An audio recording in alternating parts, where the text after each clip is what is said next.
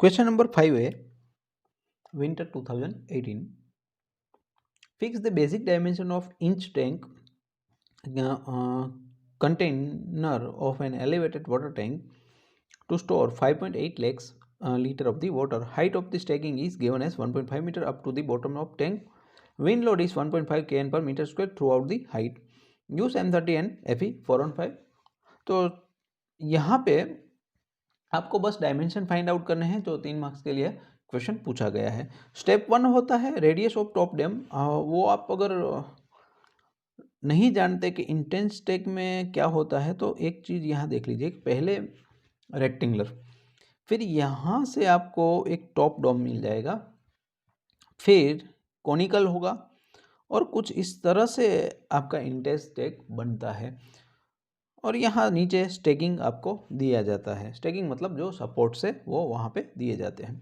तो किस तरह से आपको ये रेडियस मिलती है टॉप डोम की, उनके बारे में बात करते हैं।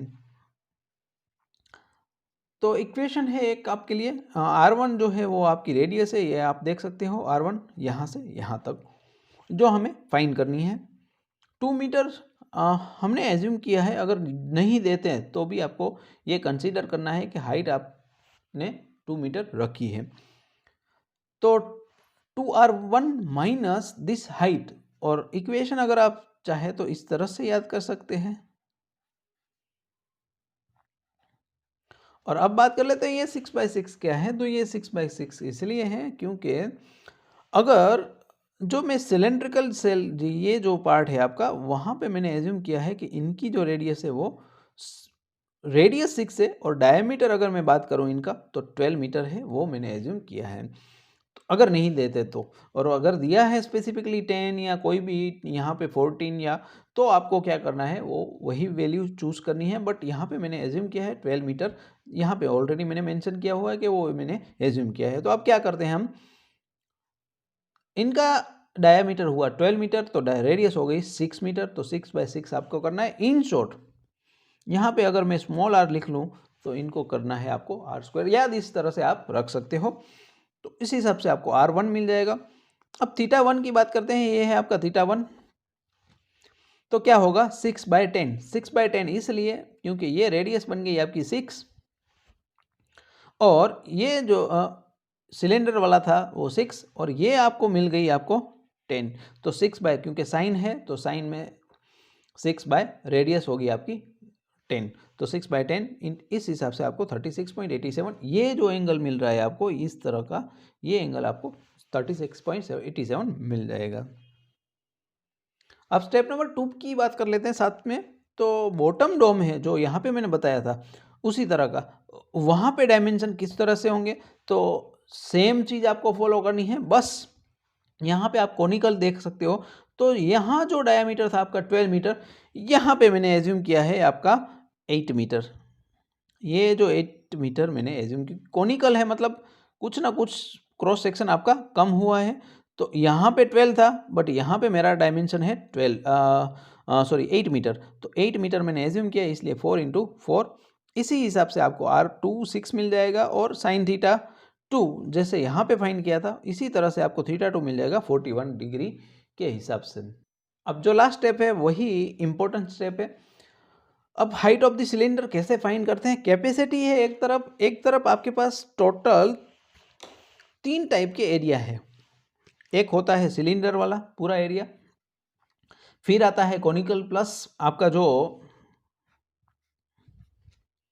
टॉप डोम था वहाँ पे, और थोड़ा बहुत आपका नीचे से जो कॉनिकल के बाद आ रहा था। अब तीनों एरिया में से आपको इक्वेशन इस तरह से याद रखना है, π/4 d² × h।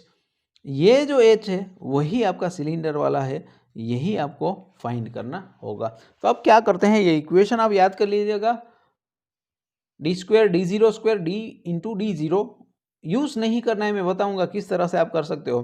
3R2 - H2। अब क्या करेंगे आपने एज्यूम कर लिया ये चीज जो है वो ऑलमोस्ट जीरो है इनके सामने। क्या है, फिर से ये चीज ऑलमोस्ट जीरो है किनके सामने, π/4 d² × h के सामने। अब क्यों, क्योंकि जो डोम, ये डोम है वो 2 मीटर का है और वो भी रेक्टेंगुलर नहीं है। सेकंड, ये चीज़ है वो भी आपको माइनस मिल रही है, मतलब ये चीज़ नीचे से कट हो रही है, आप यहाँ पे भी वो देख सकते हो।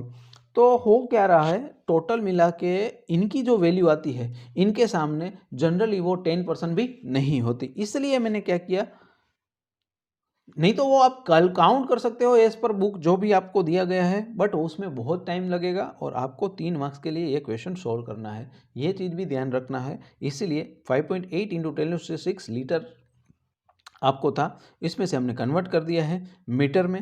5.8 इंटू 10⁻² मीटर क्यूब। 5/4 12 आपका डायमीटर था।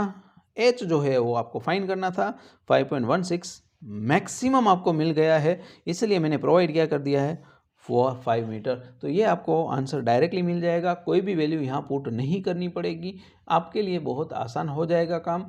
अदरवाइज आपको अगर करना है तो वैल्यू 1 बाय 1 पुट कर दीजिएगा, D0 D into D0 R2, और जो मैंने ऑलरेडी फाइंड आउट कर चुका हूँ R2 क्या है, H1 क्या है, H2 सब कुछ यहाँ पे दिखाया हुआ है। अगर चाहे तो वो काउंट कर लेना, बट मेरे हिसाब से 3 मार्क्स के लिए इतना बहुत हो जाएगा।